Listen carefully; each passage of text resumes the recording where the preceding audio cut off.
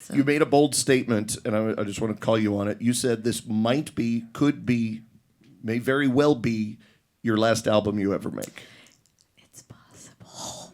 Wow. Yeah, it may be. I've loved the process. It's been like a 3.5 year project of love. But I'm also at a point where I grew up with records. I don't know how many of y'all did. Like looking at the album credits and dreaming over the pictures and covering my bedroom floor with them. Yes, and the posters on the wall and laying next to the stereo. Remember when albums came with posters on the Yes. inside? Oh yeah. Yeah, sticky fingers. I mean, I had all the posters and it's different now, not for better or for worse. It's just technology's kicked in, and I feel like people cherry pick songs. They don't necessarily listen to an whole album top to bottom, and you've really spent a lot of time and love and money putting together an artistic statement, and people will only hear one or two songs. So I'm kind of okay with the idea at this point in my career. It's not for everybody, but to put out songs when I feel like I'm going to put this out and not wait for a whole album to be made to get a song out. And Prove You Wrong is a perfect example of that. Yeah, and actually even a better example of that, which is on this record with Annie Clark, who's just a divine, quirky, awesome female artist. We put out a song last year called Wouldn't Want to Be Like You, which kind of addresses the fact that the truth now is really being challenged. Like I'm a mom of 2 kids, and I'm constantly saying, you don't lie, you treat people with compassion and empathy, and yet everything they see around them on TV and in social media and stuff kind of defies that.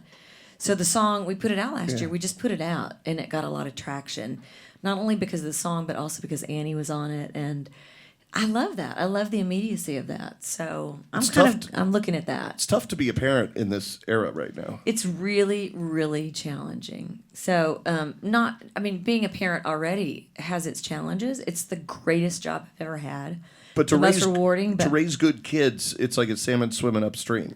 It is, but also to raise kids and protect their innocence. Right. I mean, my 2nd grader has come home and asked me what some words mean that they should not know. Yeah.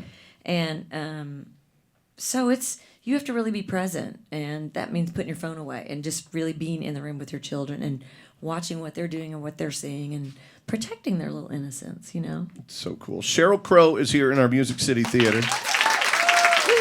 The album Threads comes out August 30th. Keith Richards, Don Henley, Mavis Staples, Chris Stapleton. This is Johnny. The late Johnny. Oh yeah, that was beautiful.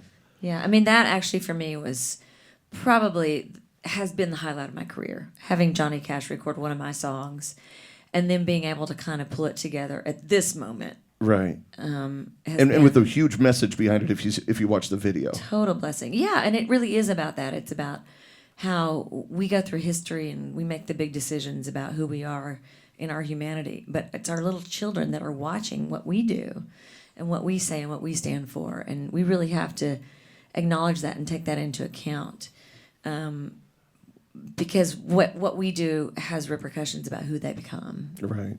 And you got the Man in Black. Got the Man in Black. That's so singing cool. about freedom. So what else? I'm retiring.